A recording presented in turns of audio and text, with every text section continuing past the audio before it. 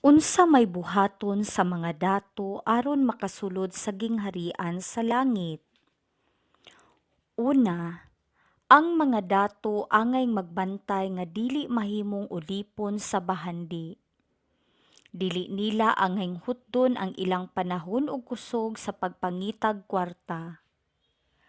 Angay silang maghatag og panahon sa pagpalambo sa ilang espirituhanong kinabuhi, ilabi na sa ilang relasyon uban sa Dios ug sa isig kaingon.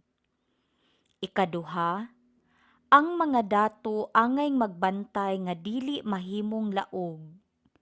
Kinahanglan nga makat-on sila sa pagpaambit sa ilang bahandi ngadto sa uban, ilabi na sa mga kabus ug may panginahanglan. Ug ikatulo, ang mga dato kinahanglan adto mosalig sa Ginoo dili sa ilang bahandi. Sayra nila nga ang labing nindot nga mga butang dili mabayran og salapi. Apil niini ang gugma, kaluwasan ug kinabuhing dayon nga sa Dios lamang magagikan. Pagbasa gikan sa basahon sa mga maghuhukom. Unya miabot ang anghel sa Ginoo ug milingkod tungod sa kahoyng tugas duol sa balangay sa Ofra nga iya ni Joas sa banay ni Abieser. Ang anak niya nga si Gideon naggiok og trigo didto sa tago sa usa ka pug-anan sa bino aron dili siya makita sa mga Midyanhon. Unya nagpakita kaniya ang anghel sa Ginoo ug miingon, maisog ka ug mag-uban kanimo ang Ginoo. Si Gideon miingon kaniya, Sir, may ipangutana ko kanimo. Nganong nahitabo man kini kanamo kung nag-uban pa kanamo ang Ginoo?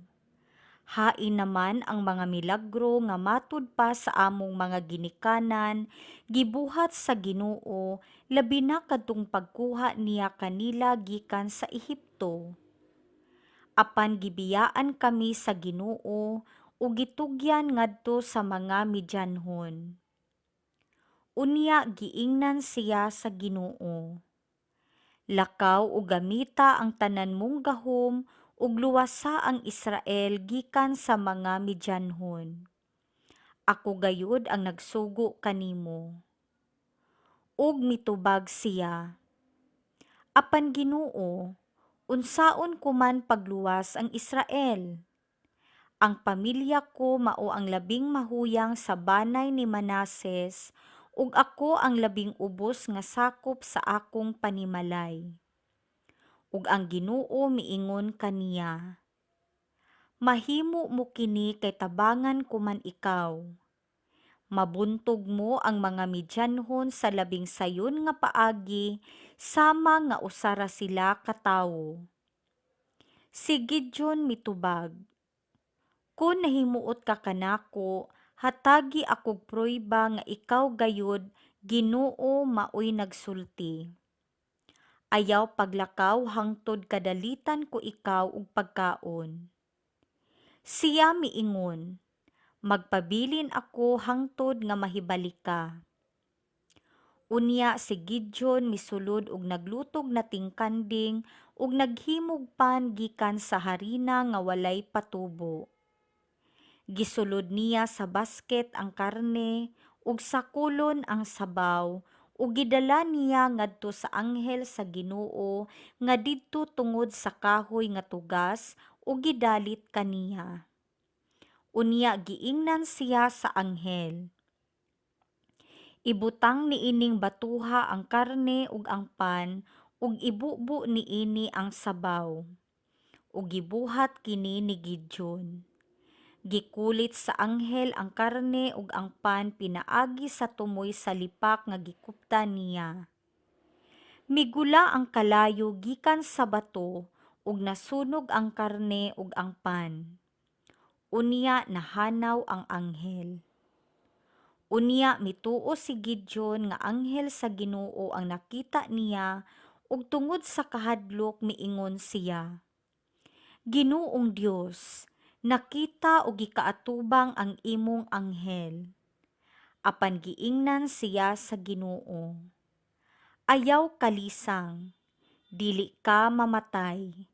Nagtukod si Gideon didto og halaran alang sa Ginoo ug ginganlan niya kinig, ang Ginoo mao ang pakigdait. Hangtod karon anaa gihapon ang halaran sa Ofra nga iya sa banay ni Abiser. Ang pulong sa Ginoo. Salmo responsoryo. Ang Ginoo nagsultig kalinaw alang sa iyang katawhan.